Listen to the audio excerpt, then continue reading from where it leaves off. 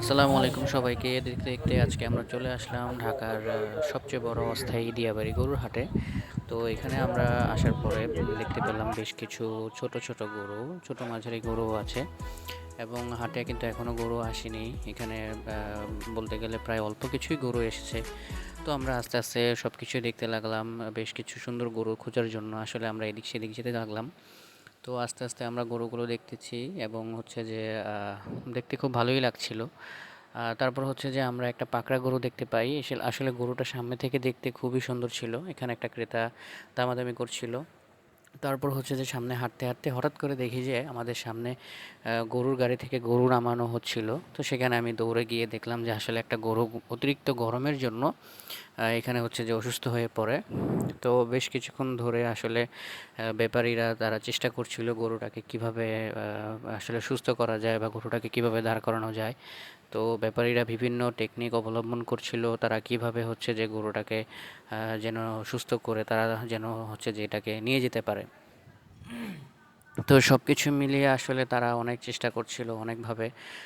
কেউ বলছিল কেউ পানি দেন, কেউ বলছিল আসলে আপনারা এটা বরফ দেন, কেউ বলছিল যে আসলে এটাকে একটু সময় দেন। তো সব কিছু আসলে তারা খুব ভয় পেয়ে গিয়েছিল। তো শেষ মুহূর্তে তারা হচ্ছে যে চিন্তা করলো যে না এটাকে গরুটাকে আমরা হচ্ছে যে একটা ব্যবস্থা করি যে এটা উল্টাই দিই। তখন তারা হচ্ছে যে গরুটাকে উল্টায় দেয়, উল্টায় দেওয়ার পরে গরুটা সুন্দরভাবে দাঁড়িয়ে যায়। সবাই খুশি হয়ে যায়। তারপর আস্তে আস্তে তারা একের পর এক তাদের গরুগুলোকে নামাচ্ছিল। দেখতে খুব সুন্দর দেখাচ্ছিল এবং এগুলোই আমার দেখার মধ্যে দিয়াবাড়ির মধ্যে সবচেয়ে বড় গরু ছিল। তো একের পর এক তারা গরুগুলো নামাই নিল।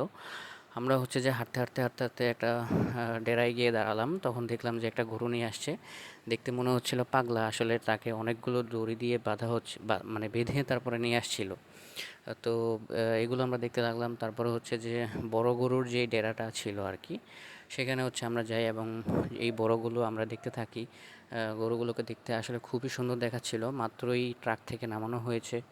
আস্তে আস্তে আমরা গরুগুলো দেখছিলাম। আর এই যে সাদা গরুটা যেটা অসুস্থ হয়ে গিয়েছিল, আর হচ্ছে এখানে হাঁটতে হাঁটতে আমরা দেখতে থাকি এবং এই গরুটা আমার সবচেয়ে বেশি পছন্দ হয়।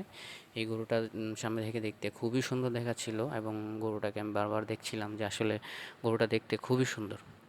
তো আমার কাকাতো ভাই বলতেছিল যে ভাইয়া গরুটা আসলে সুন্দর, সামনে থেকে ধরতে পারলে খুব ভালো হতো। তো তাকে আমি হচ্ছে যে একটা শান্ত গরুর কাছে নিয়ে যাই এবং গরুটাকে সে সুন্দরভাবে আদর করতে চায়। সে গরুটাকে আদর করার জন্য যখন সামনে যায় তখন গরুটা তার সামনে অটোমেটিক চলে আসে। তার পাশ দিয়েই ব্যাপারীরা আরেকটা সুন্দর গরুকে নিয়ে যাচ্ছিল। তো এই গরুটা তোমাদের আপু খুব বেশ পছন্দ করেছে এবং সে বারবার এই গরুটাকে দেখছিল। তারপরে সে বলতেছিল যে আমি যদি একটা গরু ধরতে পারতাম। তখন তাকে আমি একটা গরুর সামনে নিয়ে যাই এবং সে খুব ভয় পাচ্ছিল। তখন শরীফ গিয়ে বলে ভাবি আপনি সরেন, আমি এটাতে ধরি। তারপর সেও ভয় পেয়ে যায়। তো দেখতে দেখতে আমরা হচ্ছে যে দেখলাম যে দুইটা গরু মারামারি করছে। মনে হচ্ছিল তারা একে অপরকে বলছে যে আমি আগে বিক্রি হব, আমি আগে বিক্রি হব। তো এভাবেই আজকের আমাদের ছোট ভিডিওটা শেষ করছি। সবাই ভালো থাকবা। আসসালামু আলাইকুম।